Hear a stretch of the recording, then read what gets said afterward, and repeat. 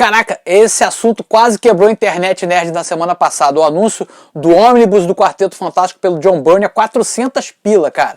Ninguém achou muito caro, um bate-boca danado, o negócio acabou revertendo aí para um preço mais em conta. Mas o fato é que aqui no canal eu já estava falando do Quarteto do John Byrne há um bom tempo.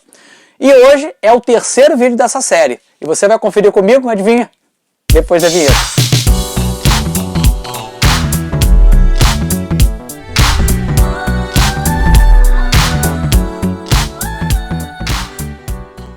Fala, meus jovens, bem-vindos de volta ao canal Gico HQ, o canal mais nostálgico desse quadrante da galáxia. Eu sou o George, mas você pode me chamar de Gico.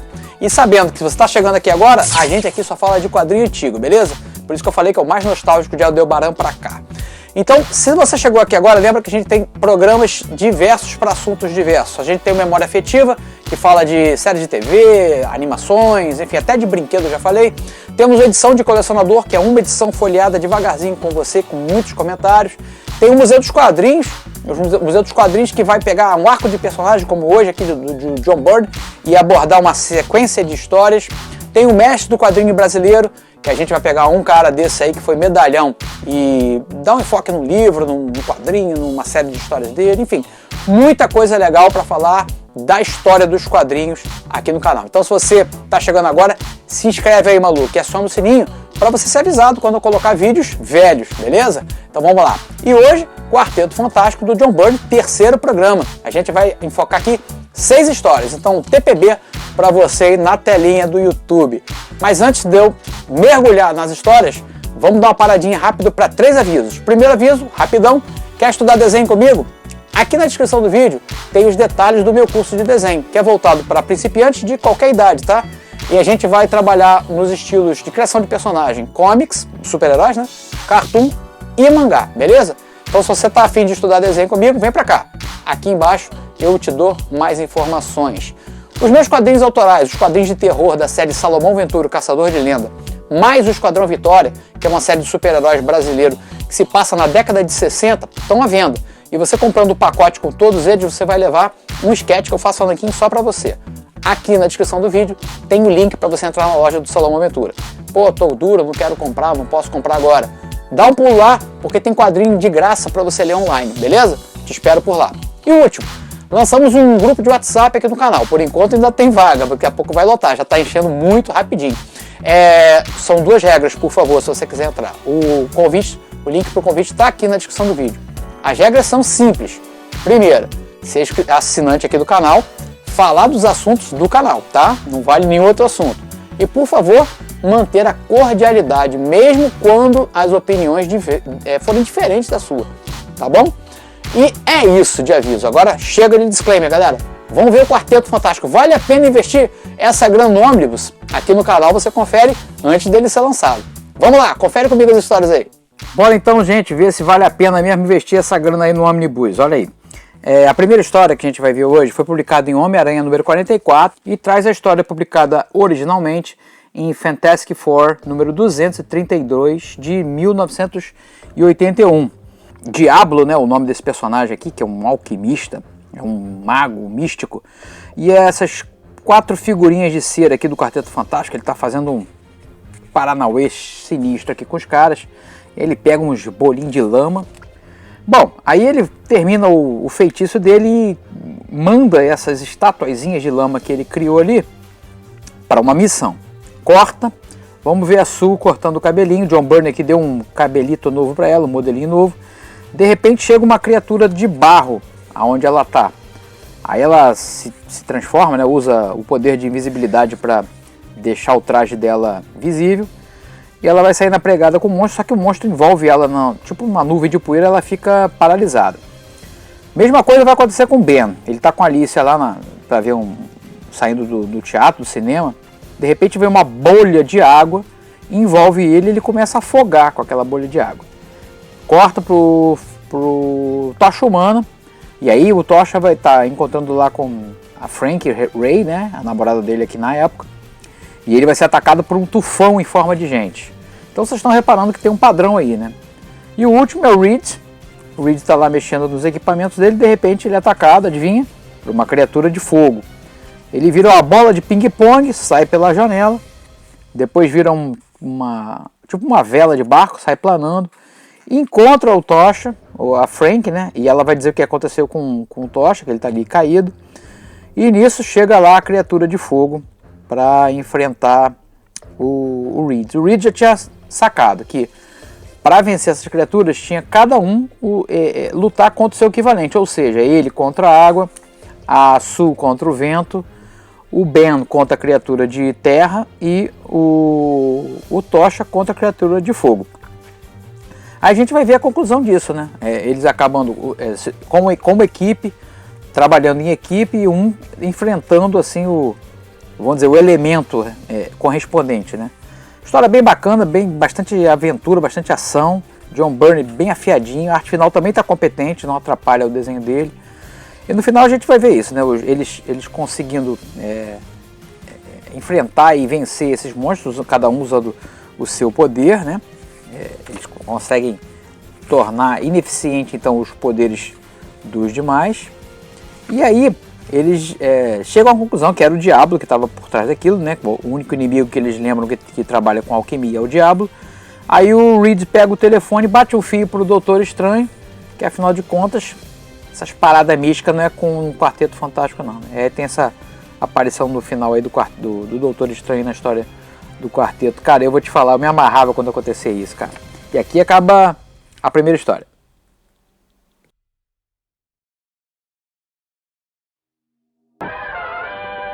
Bora para a próxima, publicada em Homem-Aranha número 46. Traz a história publicada em Fantastic Four 233, de 1981.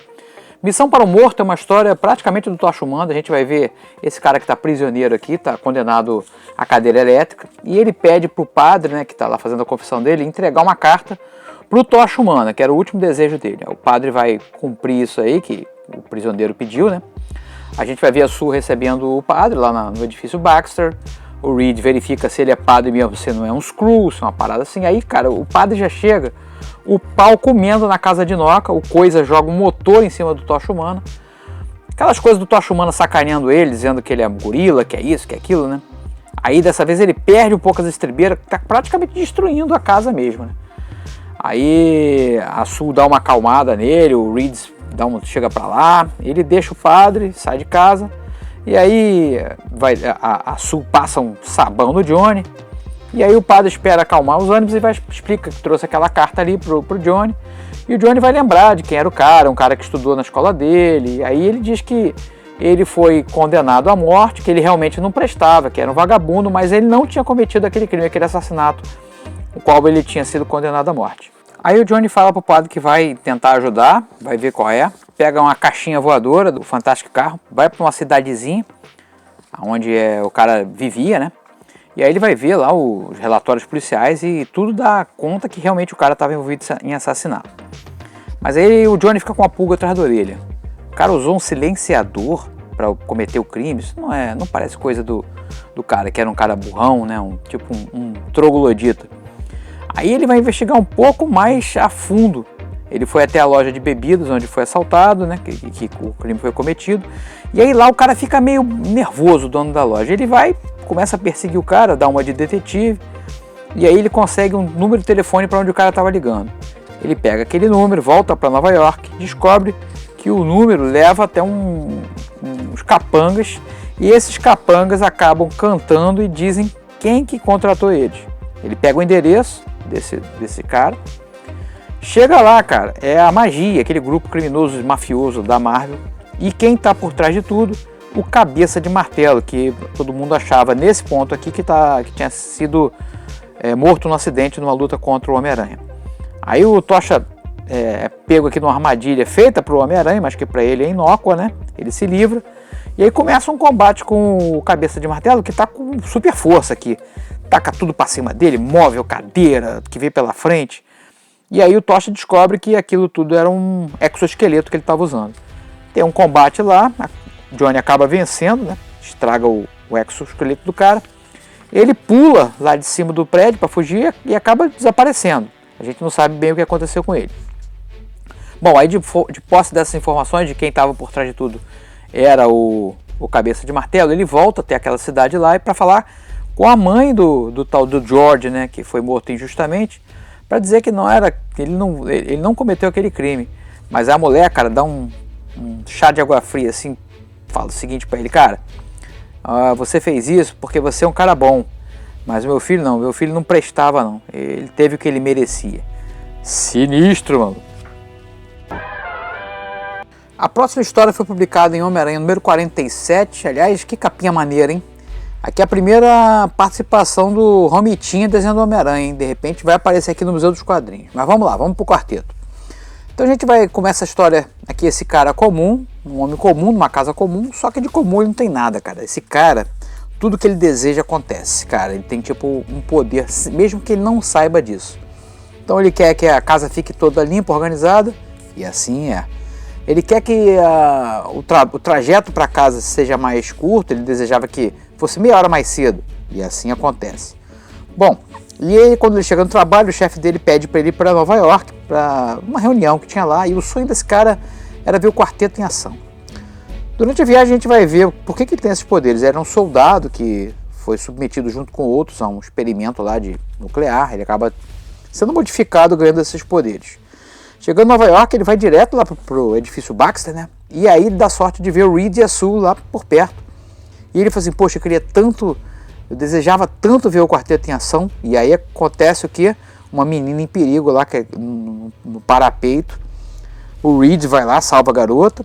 Só que nisso, cara, começa uma série de acidentes assim acontecendo, envolvendo os prédios de Nova York, começam a se dissolver, a cair, como se fosse um grande terremoto. Aí o Reed quer voltar para o edifício Baxter para poder analisar o que está acontecendo. O Coisa está num bar lá, bebendo com um amigo dele, a mesma coisa, o bar desaba. O Tocha, a mesma coisa, né? Acaba usando os poderes dele para salvar umas pessoas que estavam lá no prédio que também desabou. Aí o Reed, em contato lá com o pessoal de Washington, descobre que isso não está acontecendo só em Nova York, não. Está acontecendo no mundo inteiro. E aí o quarteto passa a atuar para poder impedir, né? Vai cada um para um canto, para poder evitar esses acidentes. E o cara vai junto, ele vai seguindo o quarteto. O cara que consegue ter os desejos lá, né? Bom, aí ele ajuda, inclusive, o Coisa a impedir uma ponte que caia. E apesar desses poderes, ele acaba sendo atingido por um detrito, né? O Coisa tenta até salvar ele, mergulha, mas não encontra. E aí, cara, o cara acaba vendo que o quarteto... o Reed descobre que isso está sendo causado não por ele. A gente pensava que podia ser ele desejando o quarteto estar em ação, mas não. São ondas gravitacionais que estão vindo além do sistema solar. Aí o Reed junta a galera toda, pega o jato, o foguete do quarteto, parte para o espaço. E aí o cara, vendo aquilo, ele fica: pô, o quarteto está fugindo, então o planeta está condenado. Eu queria que isso nunca tivesse acontecido. E esse poder dele, cara, ele faz com que esse acidente que aconteceu no mundo inteiro se reverta, volta tudo normal. Só que ele usa o excesso de poder dele, ele acaba se tornando no final um cara comum. Aí corta, vamos vendo o foguete do quarteto chegando no espaço, vários detritos pelo caminho. E aí eles chegam, cara, o Reed, pô, isso parece uma espécie de bioverso, nunca vi nada parecido. Quando eles chegam lá na página final, a gente vira, é ele mesmo, cara, o planeta bigodudo, Ego, se direcionando para a Terra. Ele tá meio pau da vida com a Terra. A história vai continuar na próxima edição. Aí Homem-Aranha número 48 foi publicado em junho de 87. A gente vai ter a conclusão dessa história do quarteto contra o Ego. Começa essa splash page aqui maneiríssima do Coisa carregando um troço nas costas. A gente vai saber logo que seria o interior do Ego. Ele está indo em direção ao centro do planeta, numa missão que a gente vai ver por que ficou para ele. A gente tem um pequeno flashback aí da história anterior, o quarteto então encarando aí o planeta bigodudo. Aí o Ego lança um raio assim de tração contra a nave do quarteto. Eles dão um jeito de pousar, fazer uma aterrissagem forçada, e descobrem que o planeta consegue se mover através de um sistema de propulsão que foi colocado lá numa história anterior. Bom, eles conseguem então sair da nave e vão explorar o planeta. E aí, cara, começa um ataque dos, digamos, anticorpos do Ego contra o quarteto. Principalmente o Ben é o primeiro a ser atacado, né? Mas todos eles, de alguma maneira, lutam juntos para poder se livrar, né, da interferência desses anticorpos. Bom, o plano do Reed é que eles se movam lá para aquele aparato lá que está fincado no solo do planeta, de maneira que eles consigam penetrar então ali, chegar até a raiz do problema lá, que está de acordo com o Reed, dentro do planeta, né? Eles sacam daquele equipamento uma célula de energia e começam a entrar cada vez mais para dentro, para o fundo, né, o interior do planeta. Eles chegam ao que parece ser o cérebro, mas o Reed desconfia que estava fácil demais, aquilo era um cérebro falso. Bom, então cada vez mais que eles vão adentrando ali no interior, a pressão vai aumentando. O primeiro a ficar para trás é o Reed, ele começa a passar mal. Logo em seguida é a Sue, que começa a sentir o calor, né? Aí o Ben joga ela para uma etapa superior lá do caminho, vai seguindo o Tocha e o Coisa, só que aí a pressão é demais para o Tocha, ele não aguenta, ele também sobe, aí sobra pro Coisa, né? Ele vai levando aquele troço, é tipo uma célula de energia que ele quer explodir no cérebro do planeta vivo. Aí finalmente eles chegam nessa massa branca, né, vibrante aí, que é o cérebro do Ego. E ali o Coisa descreve que é tão intensa a presença das ondas cerebrais do planeta vivo que ele consegue visualizar o que o planeta vivo está experiencializando, vivenciando, lembrando. Tem até uma história que a gente já viu aqui no Museu dos Quadrinhos, aliás, na edição de colecionador, que saiu em Heróis da TV número 1. Se você quiser dar uma conferida nessa história, essa que o Thor faz tipo um pacto com o planeta vivo, né? Dá uma conferida nessa cartela aqui. Buenas, voltamos lá ao Coisa, então, chegando no interior pertinho do cérebro. Aí o Coisa joga aquele negócio, só que, cara, ele erra. Mas como aquilo era uma célula de energia lá do motor propulsor do Ego, né? Ele aciona aquilo para ir mais rápido ainda para a Terra. Só que como só um motor está funcionando, ele faz o que? Ele faz um arco. E aí ele parte em direção ao Sol. E aí, cara, o Sol começa a sugar, né, os detritos ali, o planeta vivo. Se ele tenta sair, mas não consegue, e o Coisa está lá dentro ainda. Aí no último minuto ele consegue se desvencilhar daqueles detritos lá. E o quarteto vai com o foguete, chega bem pertinho ali da onde o Coisa está, puxa ele para dentro. E assim termina a história, acaba tudo bem. E aqui provavelmente foi a morte de Ego, até que ele retorne numa próxima história. A última história que a gente vai ver hoje aqui é uma história de duas partes, chamada a primeira parte Terror em uma Pequena Cidade, que foi publicada em Quarteto Fantastic Four, na verdade, 236, de 1981, saiu aqui no Homem-Aranha número 49. A gente começa aqui com uma cena clássica, né? Os quatro se esgueirando para o foguete, aquela cena da origem deles. Eles partem para o espaço, os escudos da nave falham, a radiação cósmica penetra, e aí começam as primeiras alterações físicas. Só que de repente o Johnny acorda e era um pesadelo.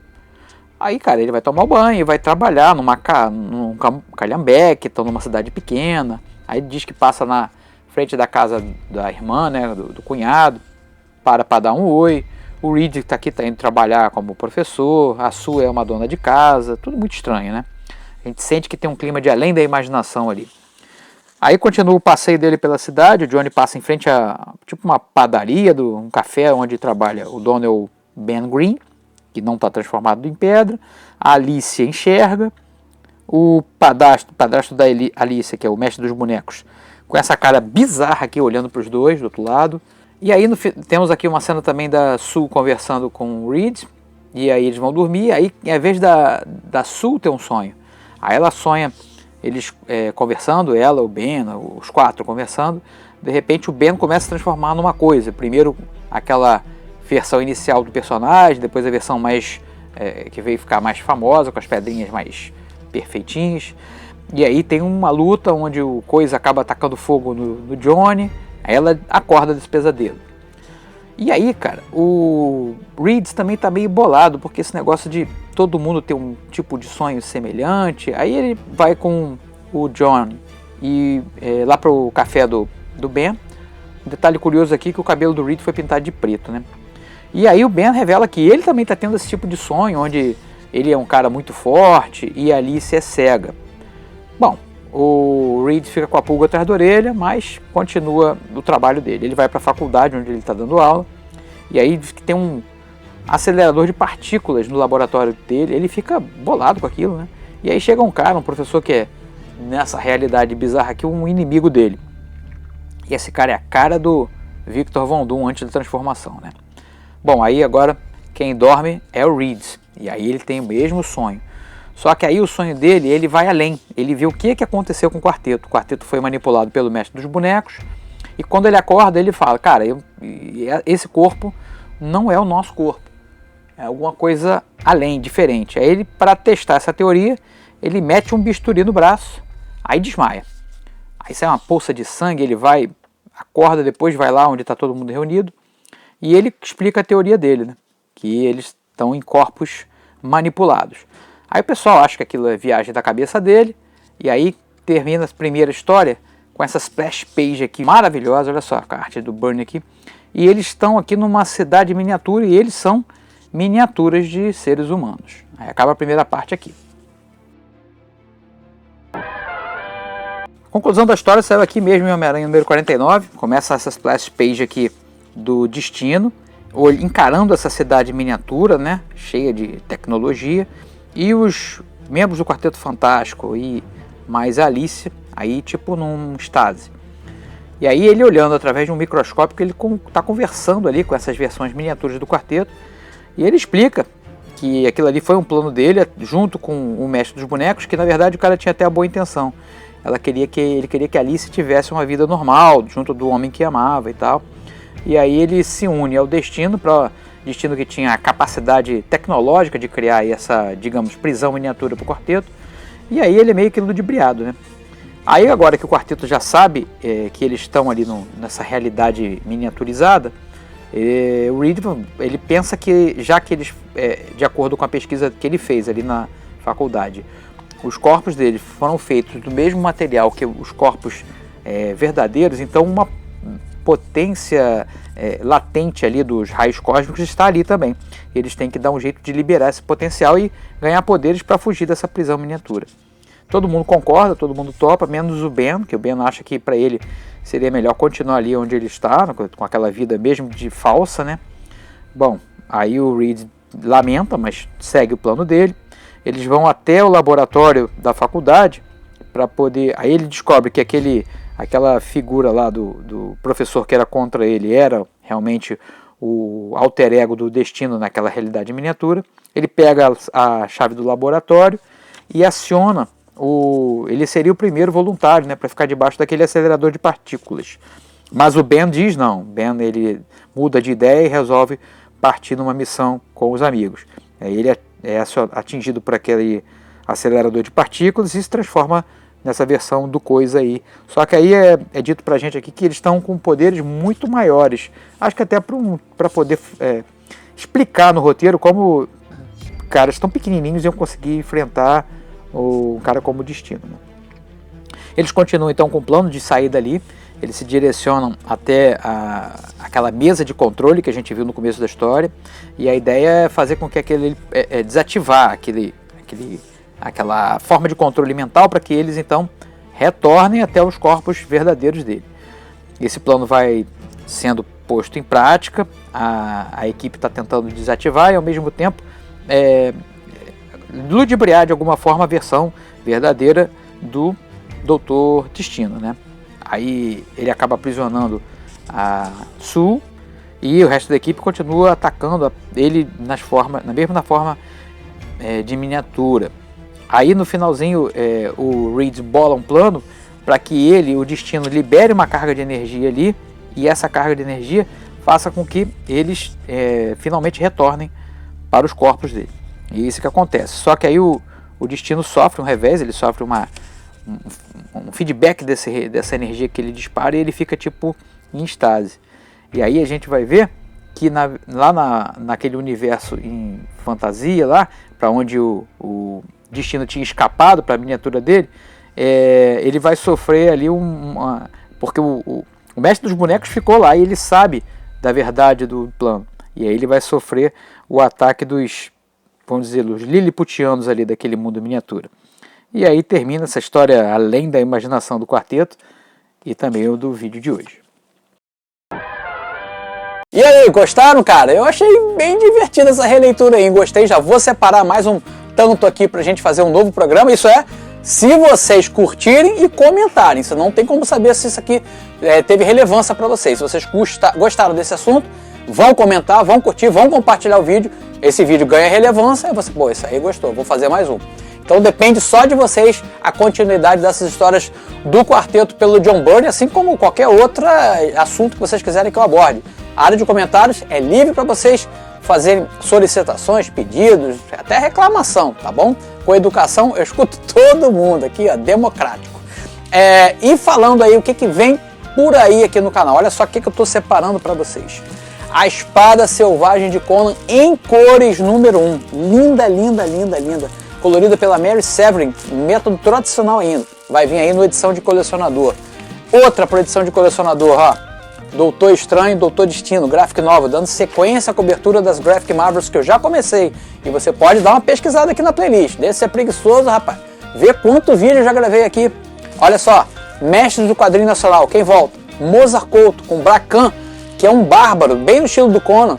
Arte preto e branco, ó, linda de morrer. Vai vir aqui no Mestres do Quadrinho Brasileiro.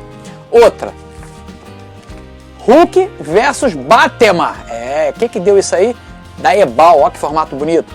Vocês vão conferir comigo também no edição de colecionador. Museu dos Quadrinhos. Surfista prateado pelo John Byrne, quando ele consegue romper a barreira de Galactus.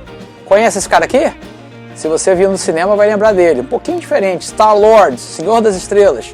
A primeira versão por John Byrne e Chris Claremont. Cara, e muito mais. No Memória Afetiva, eu estou fazendo uma pesquisa de toda Além da Imaginação, a série clássica. Nós vamos comentar aqui os melhores episódios, pelo menos dar umas dicas dos episódios que foram mais relevantes. Eu estou revendo tudo, pesquisando para vocês.